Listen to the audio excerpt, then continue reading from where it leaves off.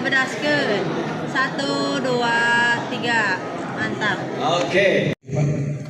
Sambil menunggu makan siang, sambil menunggu insentif. Seberapa sih Pak Sekes?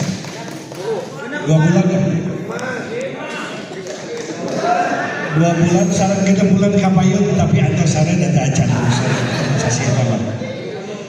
Bapak-bapak, ibu-ibu yang saya hormati, kami izin duduk di depan, bukan ingin menggurui Bapak Ibu semua, tetapi ini momentum saatnya kita sharing. Mengawali di pelantikan sebagai ketua RT sudah harus menjalankan tugasnya dari mulai saat sekarang. Yang pertama, Pak Muslihat selaku ketua BUMDes Motekan, kemudian Pak Sulaiman mewakili dari unsur kelembagaan BPD, kemudian istri saya selaku ketua tim penggerak PKK yang programnya lebih banyak daripada program RT RW, dipastikan seperti itu. Kemudian juga Ketua Koperasi Desa Merah Putih Desa Seti Pak Nanang, kemudian juga Ketua LPMD Bapak Deddy Iskandar. Barangkali tadi sudah sampaikan Pak Sekdes, naonnya cegaya kita ya pilih air itu acan kabaya segala macam, karena mulai saat ini kami akan berkunjung kepada wilayah di mana ibu-ibu tugas. Kita akan berkunjung terkait dengan musyawarah dusun. Jadi per dusun, satu dusun itu misalkan RW 1, 2, 3, 4 di plot atau berkumpulnya di mana.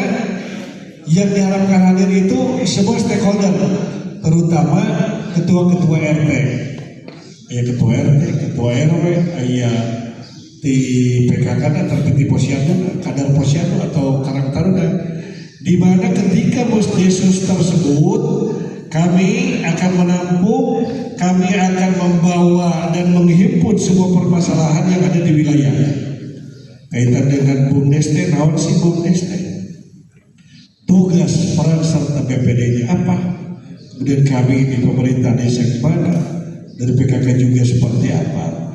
Yang paling banyak pertanyaan pasti ke Ketua Koperasi Desa Merah Putih, dan tentunya terkait dengan program-program infrastruktur tilang apapun nanti akan dibahas juga dengan Pak Deddy. Barangkali suasananya santai saja Pak, pilih ayah numbanya ditaraskan maka asal sawios di payun, maka di biasa diatur Pak Sekdes, maka di WKB sepadan selalu sepanjang dialog gitu banyak. Oke, mana? Juga kesempatan waktu untuk pertanyaan. Boleh nggak sekali bertanya? Boleh. Seperti yang dijelaskan tadi Pak Kadis. Sekarang ini di desa ada 2 lembaga baru yang masing-masing seharusnya beda tupoksinya. Satu adalah BUMDes, yang kedua adalah Koperasi Merah Putih. Kemudian lahir lagi juga ada transformasi posyandu. Ini yang akan saya tanyakan menjadi 2 poin. Saya pengen tahu benang putih atau garis merahnya atau tupoksinya antara BUMDes dengan Koperasi Merah Putih. Ini masing-masing 2 lembaga ini ada di Desa Seyati. Tapi kita harus melihat, maksud saya itu jangan sampai terjadi benturan antara usaha yang akan dikelola oleh BUMDes sama usaha yang akan dilakukan oleh Koperasi Merah Putih. Itu pertanyaan satu.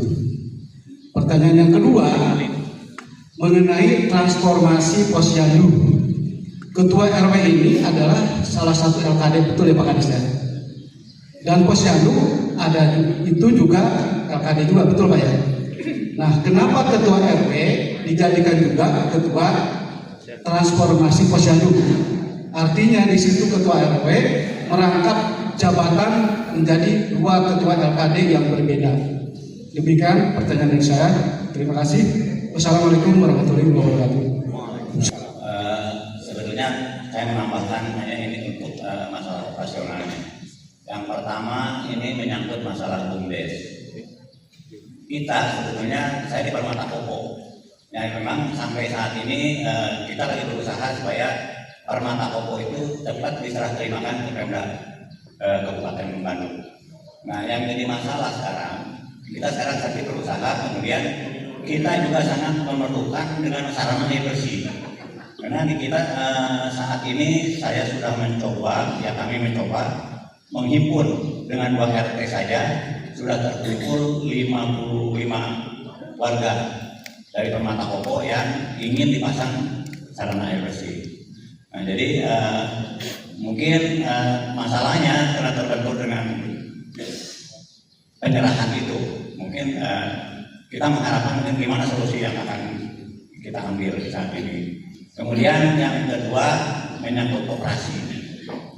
Kalau operasi itu biasanya kan harus ada yang daftar. Kemudian yang daftarnya itu apakah kita hanya dicatat saja atau tetap kita harus memberikan untuk uang simpanan pertama itu. Saya kira itu saja mungkin untuk realisasinya. Itu aja yang kita harapkan. Terima kasih. Assalamualaikum warahmatullahi wabarakatuh. Assalamualaikum warahmatullahi wabarakatuh. Mungkin ini lepas dari tadi BUMDes dengan operasi merah putih. Mungkin ini saya sebagai pengurus RT, kesenjangan masalah pemuda dengan kejadian-kejadian yang berupa narkoba. Dikarenakan mungkin itu lapangan kerja. Di lapangan kerjanya kurang, Pak.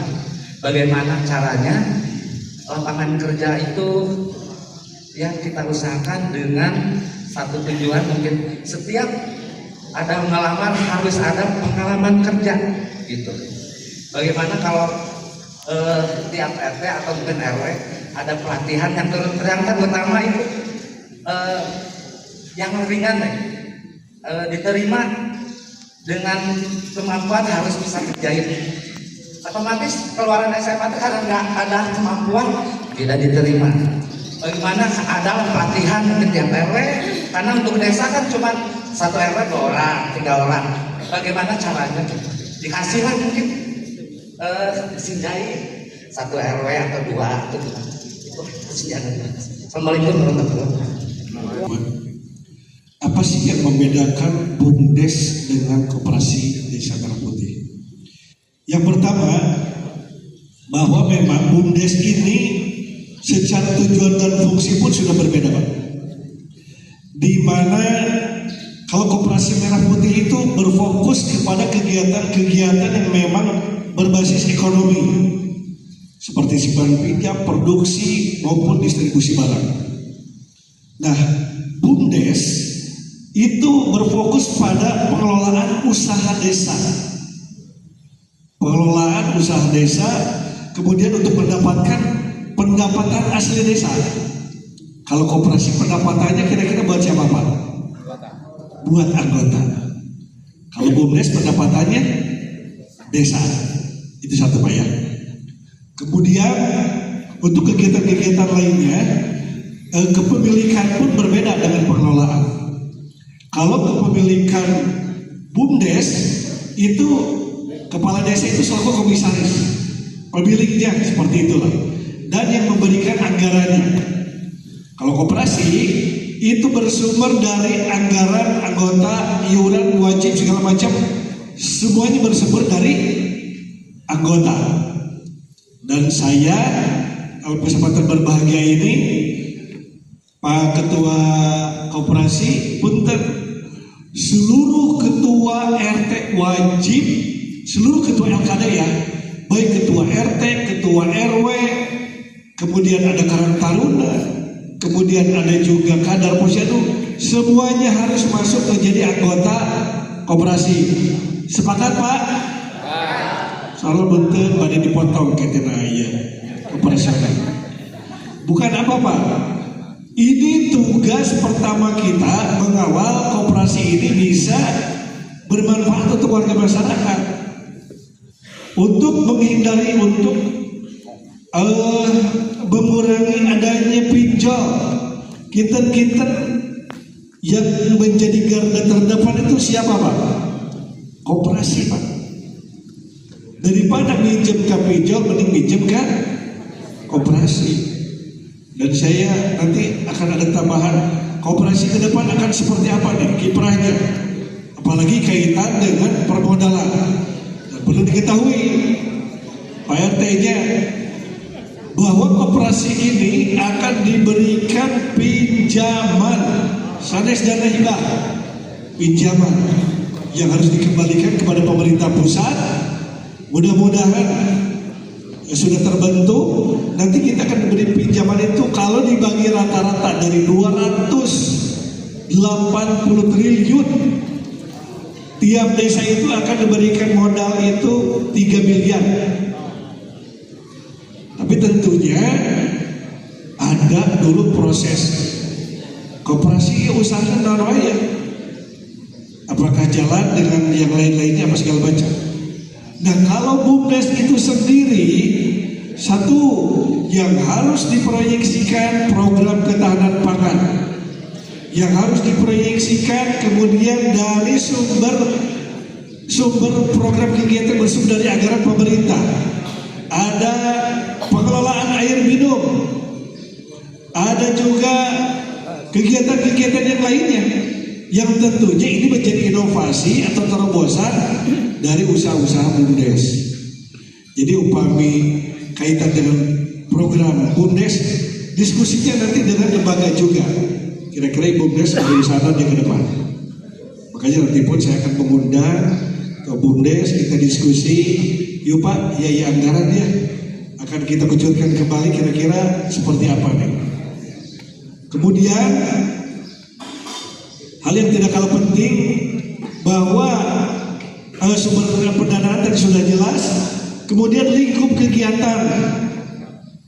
Jadi untuk koperasi ini lebih luas Pak cakupan kegiatan usahanya, baik kegiatan yang memang bersumber dari keuangan, produksi, jenis-jenis usaha-usaha, kuliner apa segala macam. Tetapi untuk di BUMDes itu sendiri yang memang berpotensi berbasis baik itu pertanian, pariwisata ataupun jasa. Saya ingin menjawab apa yang tadi disampaikan juga oleh Pak Roliman, Pak Ketua BUMDes. Nanti kita diskusi, kita bikin outsourcing, kita bikin warga masyarakat yang punya keinginan mau belajar, kita akan latih menjadi terang Pak, OB Pak, office boy. Kita didik, kita berikan SOP. Di kita ini ada perbankan, di kita ini ada pabrik, di kita ini ada perkantoran. Kita juga banyak sekolah-sekolah, kalaupun memang yang swasta. Kita kerjasama dengan pemangku kebijakan yang ada di wilayah, kita kerjasama dengan potensi-potensi yang ada di wilayah, kita beri sertifikat, warga kita kemudian paksa Pak dengan peraturan desa, kita buatkan regulasinya. Setiap pelaksana misalkan keamanan, kalau memang kita bisa mampu untuk menyampaikan kegiatan tersebut, kita latih, kita jadikan banyak tenaga pelatihnya. Dan saya pun sudah menyampaikan kira-kira outsourcing di sini bisakah mendidik warga kami sehingga mendapatkan sertifikat dan nantinya kita bisa ajukan kepada potensi yang di wilayah. Bahkan nanti bukan saja di desa saya, mungkin Pak. Misalkan Pak Iwan gak ada relasi kantor di mana? Lamun ayah butuh OB abdinya, ya saya punya tenaga kerja yang sudah terlatih. Kita sosialisasikan Pak. Waktu di desa, kami dari desa pun mengundang. Waktu itu mengundang ketua posyandu, mengundang ketua RW, tapi yang hadir waktu itu hanya 3 RW saja. Pak RW Pak Idam ya, waktu itu Pak RW ini hanya 3 RW saja yang hadir. Itu saya juga cukup kenapa nggak hadir gitu, karena pembahasannya kan ini cukup penting ya mengenai transformasi Posyandu ini. Mungkin saya jelaskan sedikit juga Pak. Kan tadi Bapak bertanya mengapa harus RT RW terlibat. Jadi terakhir itu kita ada BINU ya Pak, Bina Wilayah dari Ibu Bupati, dan Ibu Bupati sendiri yang langsung menegaskan kepada kami bahwa yang harus menjadi ketua Posyandu itu adalah ketua RW. Apakah itu jadi bersinggungan masalah tugas? Tidak Pak, gitu ya, tidak. Malah semua tugas 6 SPM ini itu sebetulnya tugas RT dan RW. Jadi Posyandu yang selama ini kan ya yang kita tahu ya hanya ada penimbangan, ibu hamil, tidak ngurusin rutilahu Pak. Tapi sekarang di Posyandu pun ngurusin rutilahu. Semua kita urusin Pak. Jadi ini tugas cukup berat buat kita penambahan tugas ini. Kenapa? RT dan RW dilibatkan oleh Ibu Bupati karena ini tugasnya sangat banyak. Dan tugas ini adalah kalau saya baca ini tupoksi Bapak RT RW juga. Gitu, apakah tidak akan kan begini. Satu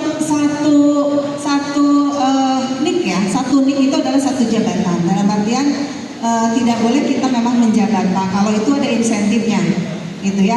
Nah, jadi untuk transformasi Posyandu ini apabila melibatkan Bapak RW dan Pak RT itu memang tidak akan ada insentif khusus Pak, karena Bapak sudah digaji juga, ya kan, RT dan RW itu ada insentif, gitu ya, sedangkan kader pun ada, gitu. Jadi ini tidak akan saling berbenturan Pak tugasnya, malah ini akan sangat membantu Pak RW. Selama ini nih yang saya dengar dari kader-kader, upami ayah minta data apapun juga pasti Pak kader ada Pak RW Pak RT ya, gitu, karena mereka malah kurang data. Pasti mintanya ke Posyandu, gitu maksudnya. Nah, dengan adanya transformasi ini sangat bagus sekali untuk melibatkan Pak RT dan Pak RW dan Sami Wae. Jadi diharapkan setiap sebulan sekali, kok nggak tiap minggunya, banyak sebulan sekali hadir di Posyandu. Mungkin saya jelaskan sedikit, terutama ini buat Bapak RT yang baru-baru juga ya. Jadi apa sih transformasi Posyandu itu? Jadi ini adalah ada 6 SPM Pak. SPM itu apa Pak? Standar pelayanan minimal. Jadi di bawah Posyandu itu ada 6 SPM. SPM pertama pendidikan, kedua kesehatan, pekerjaan umum, perumahan rakyat, kelima ada Trantibumlinmas, tuh coba itu ada apa di Posyandu sekarang. Dan yang terakhir sosial. Kebayang tuh bapak-bapak kalau 6 SPM ini yang mengerjakan hanya ibu kader eta keneh, tapi harus nguruskan narkoba, harus ngurusin yang KDRT, harus ngurusin rutilahu tadi, atau ngurusin anu kebanjiran. Itu kan semua tugas desa dan tugas RT RW ya Pak, gitu. Nah makanya maksudnya kenapa ini harus dilibatkan, karena toh ini pun sepertinya menjadi tupoksi dari RT RW juga. Tidak punya biaya dicatat Pak, minta nomor KTP-nya, kakaknya. Nah nanti dari ketua bidang pendidikan itu dilaporkan ke ketua bidang yang ada di desa. Kita sudah dibentuk juga dari desa, nanti melaporkan ke kepala desa, baru nanti dari kepala desa akan melaporkan ke OPD yang memang di kabupaten yang khusus misalkan bidang pendidikan. Jadi semua akan secara prosedural akan sangat bagus Pak. Gitu. Jadi Pak RW pun acali, jadi Posyandu sebulan sekali nanti ada keluhan apa-apa segala macam pasti akan lewat Posyandu itu Pak RW. Kenapa harus melibatkan Pak RW dan Pak RT?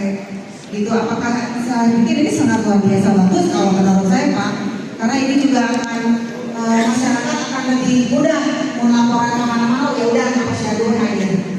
Mau ada pun laporan apapun juga datang aja ke Posyandu. Seperti itu. Jadi memang tantangannya memang lebih banyak. Saya mau bilang ini tantangan ya Pak, bukan sebuah beban. tapi yang ada tantangan buat kami di Posyandu, dan tentu kami pun butuh bantuan dari Pak RT dan Pak RW. Seperti itu ya Pak ya. Jadi mudah-mudahan ini bisa dimengerti, apalagi ini memang sudah ditugaskan oleh Ibu Bupati kemarin untuk seperti itu aturannya. Mungkin itu saja sih dari saya. Terima kasih.